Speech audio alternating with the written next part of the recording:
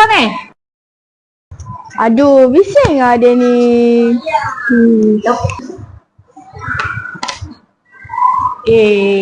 Kalau cikgu tahu hampa semua macam ni, lebih baik cikgu tak payah mengajar hampa.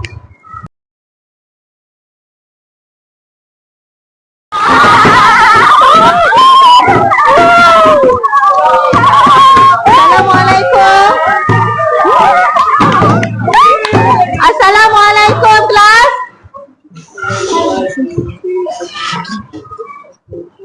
Saya tak akan mulakan kelas kita hari ni selagi awak tak ada adab untuk menjawab salam.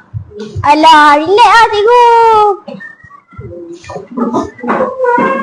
Assalamualaikum cikgu. Okay, terima kasih. Awak boleh duduk semua.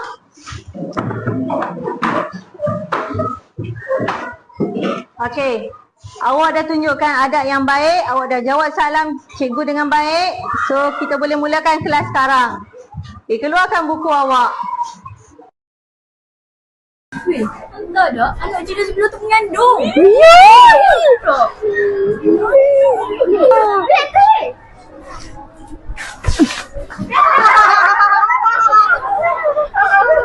Dah lagi yang jembelah. Ish, dah melampau budak-budak ni. Nanti dia orang ni.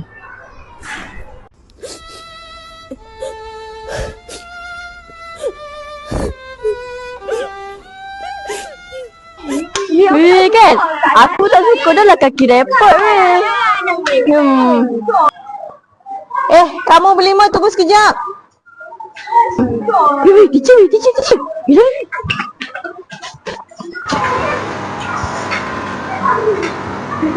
Kamu berlima kan yang tolak Dani hari tu? Bukan.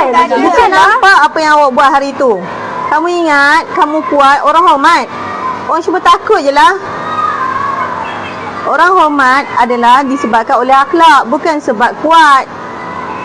Teacher akan ambil tindakan atas perbuatan kamu ni.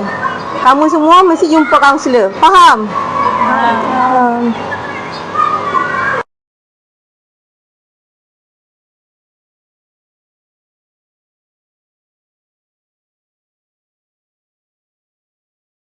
Aku rasa kita kena berubah lah. Perangai kita ni teruk sangat.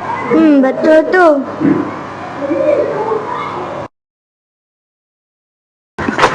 Cikgu!